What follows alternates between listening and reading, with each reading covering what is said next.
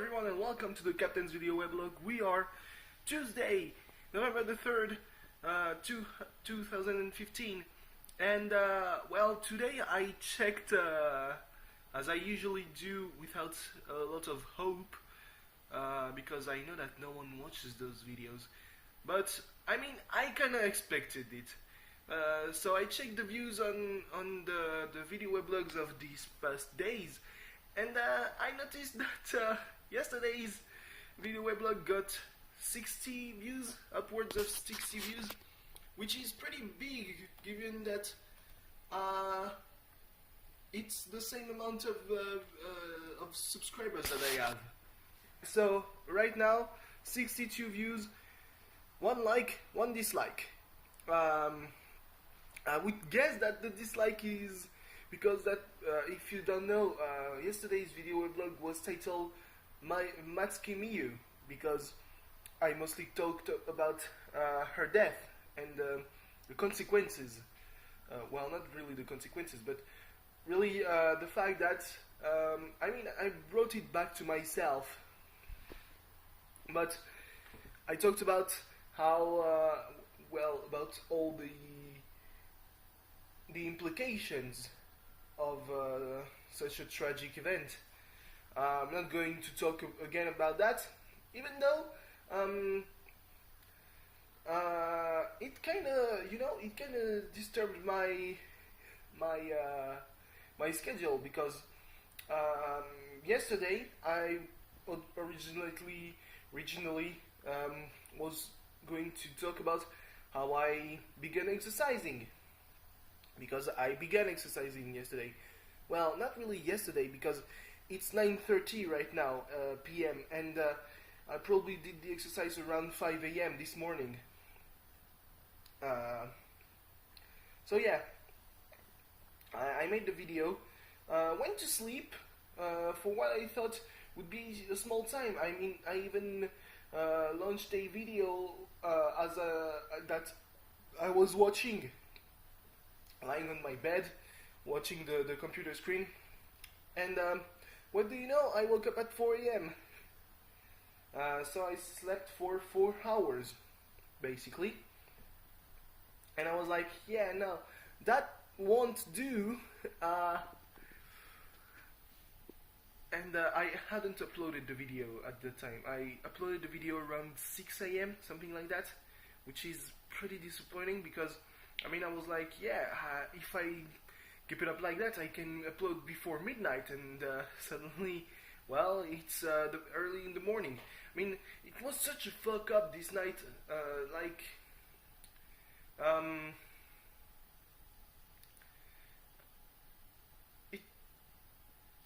I woke up around 4 a.m., did really nothing but exercise, I think.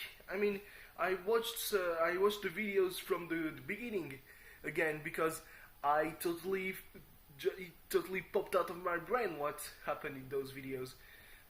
So around 6 a.m. I was done with the exercising, and went to take a shower. I ate my evening meal, what was supposed to be my evening meal.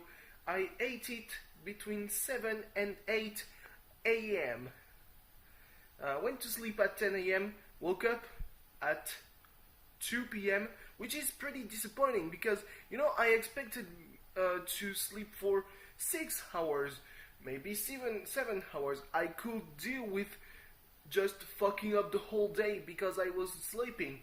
But no, I have to sleep just for 4 hours, which means that I'm still pretty tired right now. But, I mean, this time it won't keep me from doing the exercise early, because tomorrow I have a class, well, 1 class at 3 p.m., 3:45, it's English.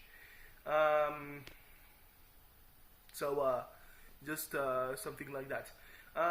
But as I uploaded the video, I was going on the social networks, and suddenly, suddenly I felt like, yeah, this week might be an emotional roller coaster, because yesterday I was pretty devastated by the death of Miyu Matsuki, but suddenly I saw that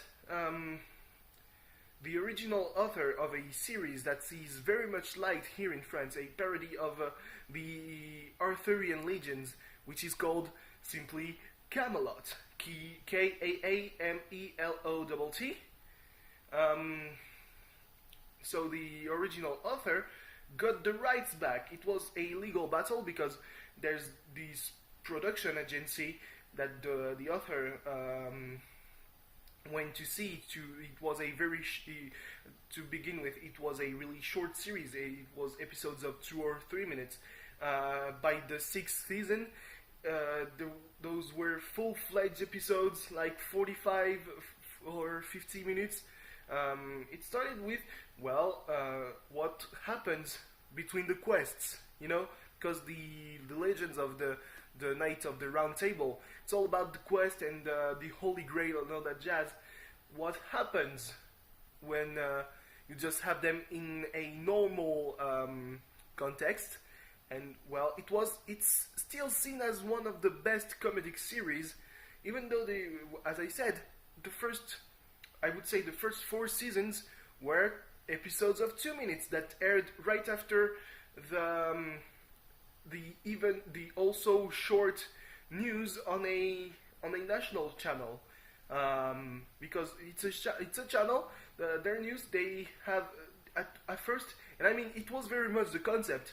The channel is called M6, because it's the 6th channel, and the origin it's the society is called Metropole TV. So M for Metropole and 6 because it's the 6th channel. And they had this whole concept of the news. The news show at 8 p.m. was called the 6 minutes because it was 6 minutes long. It ended in 2008. Now it's more of I think it's like 30 minutes. It starts at 7:45 and it's called the 7:45 p.m. Well, the 1945 because we're in France and we use the 24-hour system. So this series Camelot started in 2000 and I would say 4 after the end of another short series that was called Camera Cafe. Had adaptations in many countries. Camelot was very funny. It was pretty much an instant hit because it's witty humor. The author, Alexandre Astier, described it as inspired from the Monty Python, which is something pretty. I mean, it's kind of a humble brag, but when you watch the series, you can very much see that they don't give a fuck. They all look like. Well, there are the characters. Many things from that series have gone into the language, like one of the characters, Percival of Wales, he's stupid. Let's say it as it is. He's stupid. One time he woke up in a tavern and was, Wales! Independent Wales! And it was pretty funny. He had a bad track record with magical items, like you sit on a stall and you suddenly are in a tavern in southern France, and in southern France is known as Provençal le Gaulois, which is a pun because Percival of Wales in French is Perceval le Gallois, the Welsh Percival, so he was the Gaul in southern France is known as the Gaul Provençal. Doesn't sound really great. So he has a trick that he learned, I think, from Caradoc, that if he doesn't understand something, he will say, it's not wrong. And it just went into, it's a phrase that you will hear every now and then. It's something kind of complicated. And suddenly the guy will, the person you're talking to will say, it's not wrong. And it's really witty humor, even though it's gotten pretty dark because, after all, the legend of King Arthur didn't end well, you know. Spoiler alert, he doesn't really die, but when he's supposed to die in battle, he's brought to Avalon to sleep until I will say England, but I'm not really sure it's England, needs him again. You know, it's pretty much the whole thing. So it gets pretty dark, you know, with Sir Lancelot being forced into exile, pretty much. At any moment, he steals Guinevere. He gets mind tricked by Meleagant. I don't know if it's the right name because, you know, the French, we have pretty much strange names for the characters in all those legends. And last time, one of the last series is so very long episodes about King Arthur when he was a Roman, because in this series, Arthur has been brought to Rome when he was a kid and grew up there, became a centurion, and came back to Britain when he was already an adult, and that's when he picked up Excalibur. So yeah. Also in the last series, he fails because at one moment he's just pissed off. You know, nothing goes as expected. The quest for the Holy Grail is just stalling. So he puts the Excalibur back into the rock, which is not in front of a church or in the middle of a field, but like on a mountain. In a very hostile environment. Hostile. I'm still not sure. And he fails to pick it up. Though one could say that maybe he didn't try hard enough. But yeah, he stays in the bed and suddenly he goes for a quest for something that to him might be more important than the Grail, which is a heir, because he had a lot of mistresses. He was young at one point and not jaded. So he fucked around pretty much. And there was kind of this legal battle between the author, who also plays Arthur, and the production agency, because production agency held the rights to the series. So obviously, while there wasn't an agreement, well, there will be no movies. And the fact is, those movies, people have been waiting for them for quite a while. I will say 5 years. I think the last series came out while at the end of when I was in high school, so might be 5 or 6 years. I remember that 3 years ago he was going to write the movies, the first movie, because I think it's going to be a trilogy. And I mean, like, suddenly I learned that he's got the rights, and this is the best thing in the world, you know. One can only hope that it's going to go out with such a bang. Though, you know, it's really likely that well, we might just see Arthur get taken to Avalon and maybe wake up in the modern world. That would be funny. Yeah, because unlike in the other series that's been inspired, the other recent series that's been inspired by the Legend of the Round Table, which is Merlin. I was going to say another thing, but I think it's Merlin. Yeah, the BBC series Merlin. They're not kids. Arthur is dead. Merlin is an incompetent asshole, basically, and he's pretty old too. To the point that he's so incompetent that they had to resort to a maybe evil sorcerer, but who's much better at what he does, even though most things he does are for show. you know. So yeah. So while I was uploading the yesterday's video weblog, I heard that and suddenly, whoa boy, whoa, I don't know what to feel. Oh, what is going on? And yeah, I mean, depending on the results of Real Madrid against Paris today, it might be just uphill from here. But yeah, I mean, I kind of, going back to yesterday's video weblog, I think I understand what the person felt when they clicked on the thumbs down. You know, they probably thought it was clickbait. And honestly, if I saw such a video, I would probably think it's clickbait.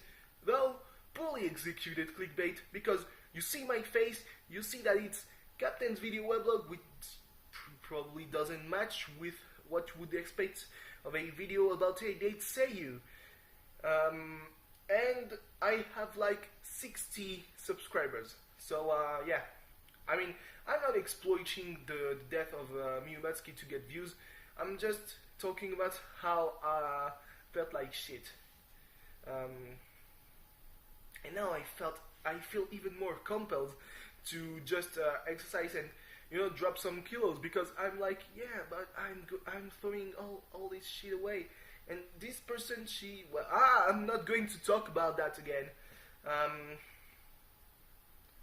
But yeah, it could be very great or it could be very bad. You know, like, now I'm on a Camelot hype, as we could say. But this Thursday, Marseille plays in Europe against Braga in Marseille. And I'm like, yeah, if they lose, I'm gonna feel like shit the whole weekend, because I have amongst the most boring classes on Friday. Sorry, I gotta say that.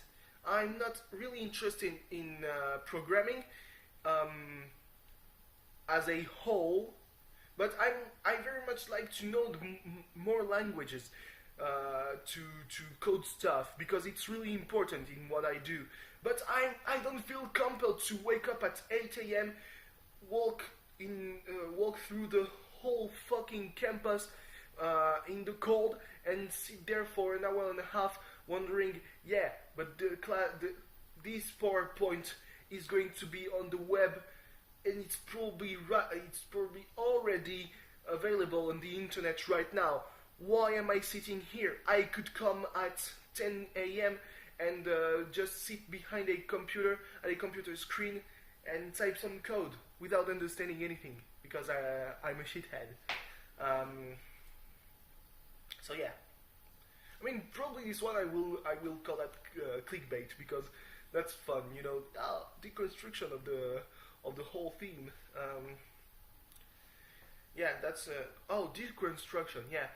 Yesterday I learned that there was a wiki of the board A, and I looked at the recommendation charts, and one was like, yeah, magical girls.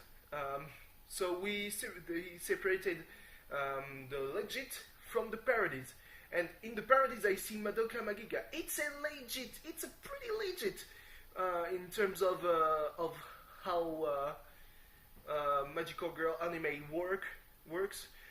It's just that it's a deconstruction. It's not a parody. It's not played for laughs. You will fall in despair, probably by the end of the third movie, and you will say, yeah, Homura is a shit. No, she did nothing wrong. And why can I say that? Because there was nothing right to do. Whatever choices she was offered would bring about some fucked up shit, pretty much.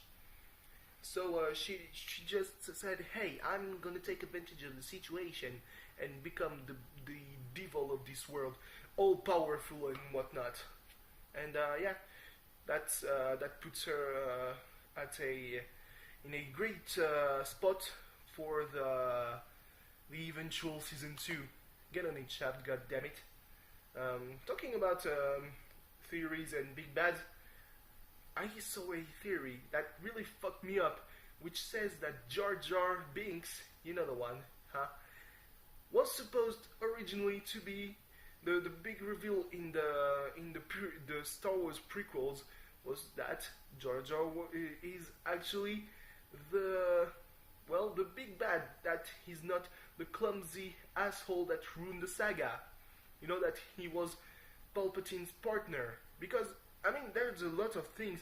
It's much like conspiracy theories. When you look at stuff, looking for proof of your shit, you're going to find, you know, the evidence. Like there's this whole plot about the number 23. There was even a movie, which I think just I think it might have sparked that conspiracy. CON conspiracy. Yeah, that every time there's something bad happens, it's the number 23. And yeah, when you look at the prequels, suddenly, and you look for stuff that would make sense, only if Jar Jar is the big bad, suddenly you see all this shit. And I was like, no, this cannot be happening. Yeah, they're saying Dooku has been forced into. Oh, that's kind of a weird thing to say, forced into, because the Force, has been forced into the whole plot of Star Wars, because they couldn't just, you know, because of the backlash he would have had if the big reveal in Attack of the Clones would have been that actually Jar Jar is the biggest Sith of all time. And apparently in the novelization of the movies, they even make that more clear, that Dooku was just pasted in. And I'm not disrespecting Christopher Lee, rest in peace, because he died this year. We've had an awful lot of deaths this year. It's a kind of a shit year, 2015. So yeah, they say that Qui-Gon Jinn's master, they never name him in the novelization of the Phantom Menace. Menace? I don't know. It's a French word. I don't know how to pronounce it in English. They never name him. They never name Yoda directly, but they say that his master, Qui-Gon Jinn's master, was a Jedi in the Order for 900 years, and the only person for whom it checks out is Yoda, not Dooku. Dooku is a human. He cannot have been alive for 900 years, maybe 90 years, not 900. And suddenly, in Attack of the Clones, they say that Dooku was Yoda's former apprentice and Qui-Gon Jinn's former master. And you're like, no, that doesn't work. And suddenly, a lot of stuff makes sense. Like, why does he always get to be with Qui-Gon Jinn or Obi-Wan and Annie? Is he the one who pushed Anakin towards Amidala? Is he the one who planted the dreams that that Padme would die during childbirth? You know, is he the one who, at the end of the day, created Darth Vader? And I mean, suddenly you read all this evidence, and suddenly you're like, no, I don't want that to make sense. Please stop. But yeah, what else do I have to say? Yeah, I'm kind of disappointed that I might have slept 8 hours, but it was in 2 sessions of 4 hours. So, I mean, tonight I'm gonna try and sleep for 8 hours. We'll see how that works. Probably not a lot. I have a lot of anime to watch now, because all the time I would have been able to watch anime yesterday, I used it to browse the 5,000 plus replies of in the formerly sticky thread about Matsuki Miyu's death. It all comes back to this, so yeah, just, I mean, it might, you know, some stuff might ease up the pain, I guess you could say. But at the end of the day, my week started with me learning about the death of the voice actor for a character that I liked a lot. And she wasn't what people have already, the term has been coined, the seiyufu. The same goes for, it's the same kind of thing that a waifu, but except it's this voice actor you just like more than the other ones. For me, it would be Miyuki Sawashiro, but I mean, I know that I'm not very original. I mean, I'm more original than all the people who say that they say Yufu is Hanakana. I like Hanakana very much, but she's not as good as Miyuki Sawashiro. Don't even get me started on Chiwa Saito. Sato? I don't know. She had a kid recently. Good for her. Man, it's really concerning about all those women, those middle-aged women. On A we use the term Christmas cake because it's the term. It's kind of derogatory, but yeah, that's when you know the reasoning behind this term, it makes sense a lot, and that's sad. And you're like, you're behind your computer, maybe you're in your basement, and you're like, I wish I could do something about that, something more than just buying the Blu-rays or the DVDs. I have a little collection of DVDs. I have a lot of manga. I know that I'm not supporting the industry as much as I should. I cannot do it. Cannot afford to do it. And that's not the action of the Westerners who will help, ease up the struggle of people who work in this industry. Because it's all the fault of Osamu Tezuka, who might have been very pivotal. I mean, he was a very important man in the history of anime, but he was also kind of an asshole to force people into doing episodes each and every fucking week, to the point that it became the standard instead of the OVAs. I mean, the OVAs or OAVs, I don't know. I still don't know. I learned that term so long ago, and I still don't know what the right order is. I just know that the O is at the beginning because it stands for original. There's video and there's animation. So that market was pretty much a good market. Some of the best series have been released as such. Like Legend of the Galactic Heroes. I mean LOGA. Yeah. Ginga Eiyu Densetsu is a series that's got 110 episodes, except it wasn't a weekly series. It's not a telebi anime, as I call it. It was an original, an OAV series. And it worked very well. It's still seen as a very important series in drama, mecha, science fiction as a whole. Also one of the few series to not put ethnically European characters into a Japanese society, or not force a character with a Japanese name into a very European setting. All the guys are Germans or Alsatians if they're French. But it's all very European. I spent 7 years looking like a fucking dumbass.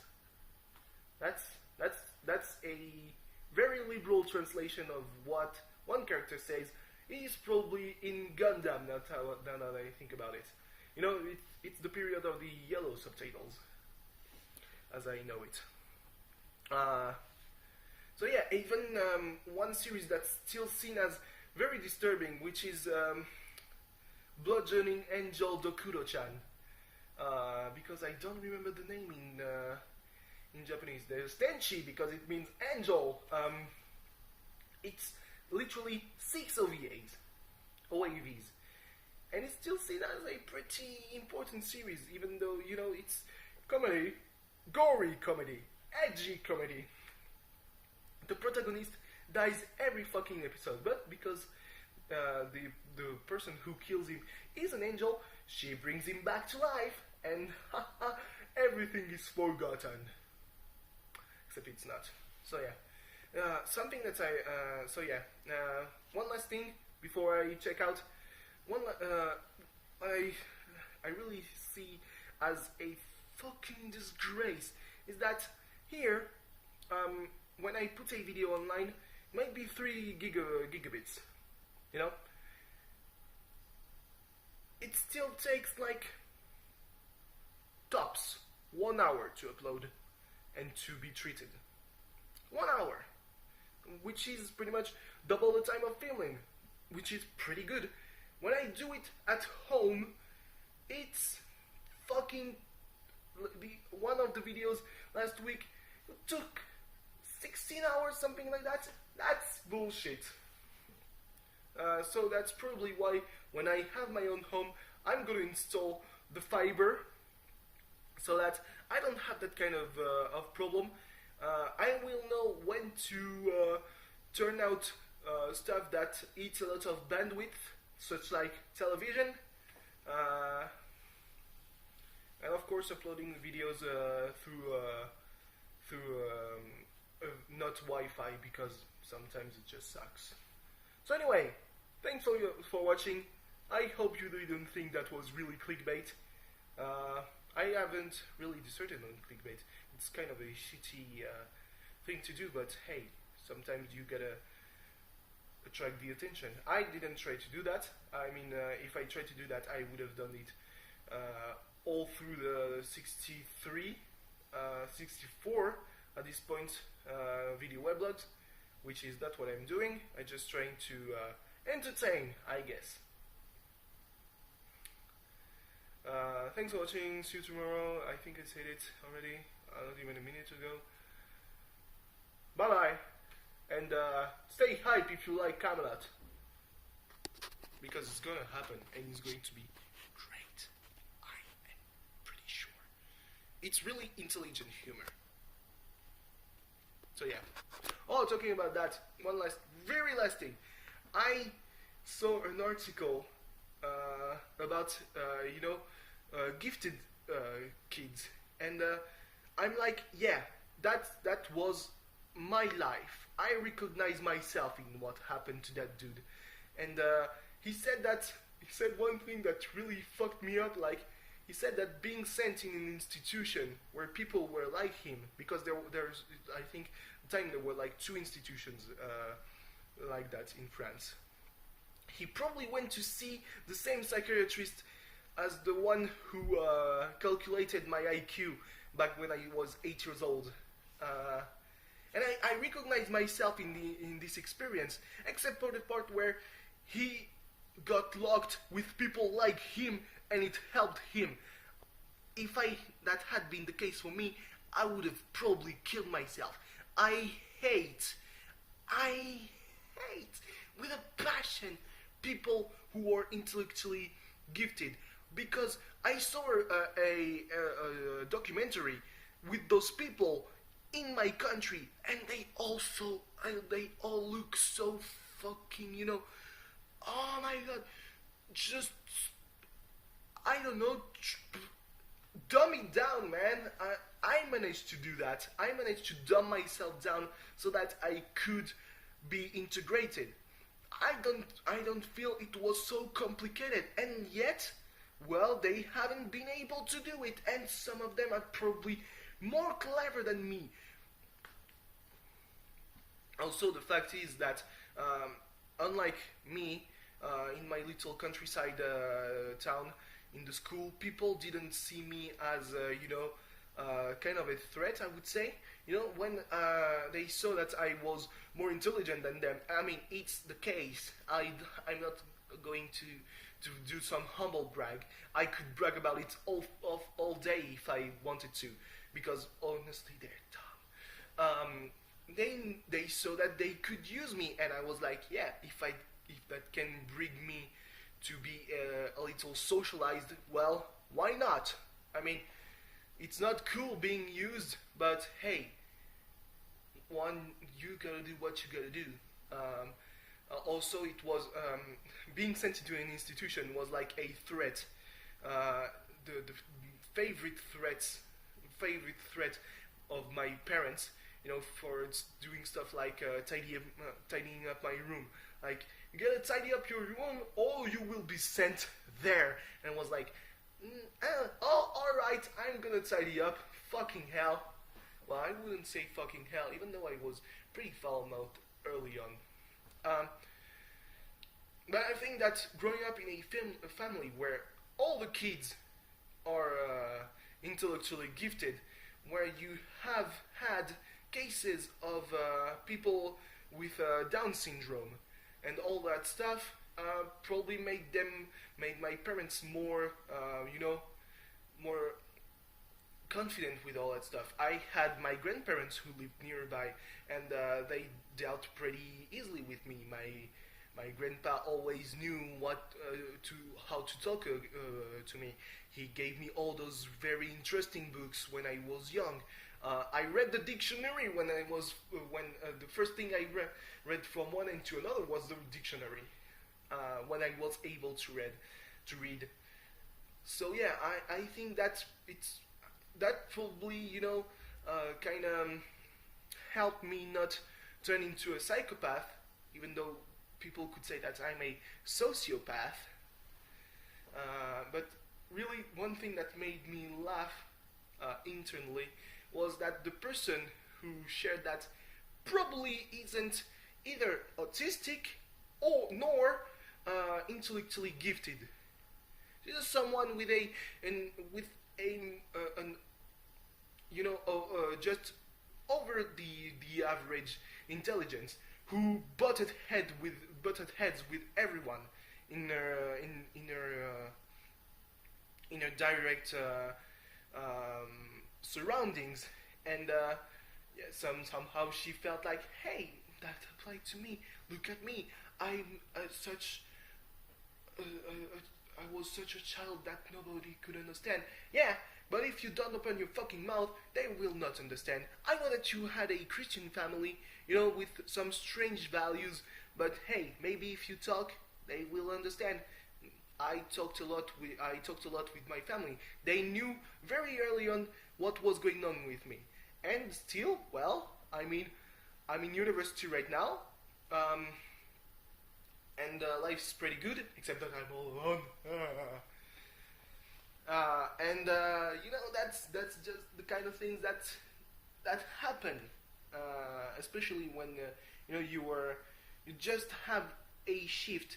The guy said, yeah, when you're talking with older people, they gonna see you as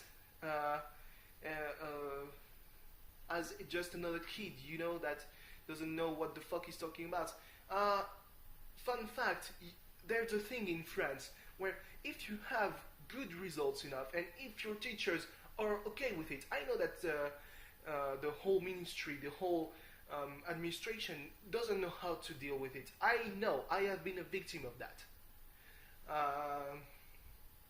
But if your teachers understand your plight, well, you'll be able to skip grades. That's what I did twice, because I was fucking bored out of my mind. First time it was because I was pretty much bullied. But the second time it was because I just couldn't deal with it.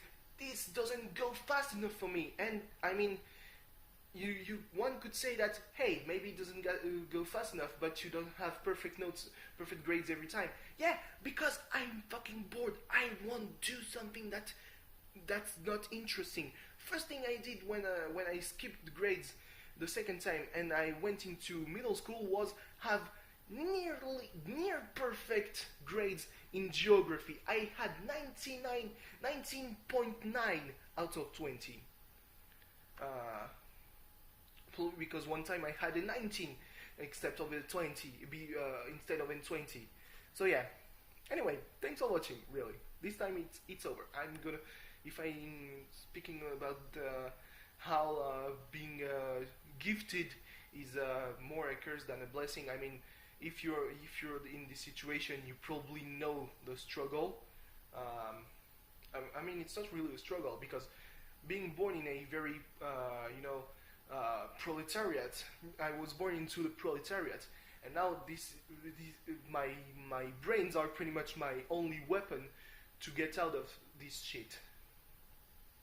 And I mean, I'm doing the most of what I got, even though that sometimes I kind of bullshitted my way through stuff. So yeah, if you're in the same situation as me, you probably know the plight.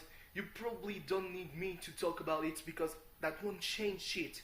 You know, it has to be like we have now a day about school bullying, and I think that's very great.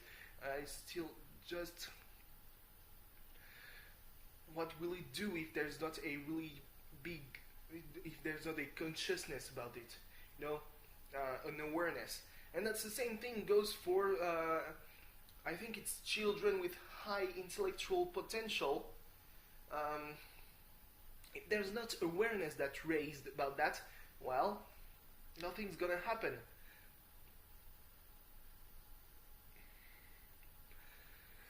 And because shit happened to me, my sisters, who are pretty much in the same situation as me, they literally dumbed themselves down to the point that they at points they failed at school, while they really looked like they understood stuff. They just didn't apparently really want to look like they could do it.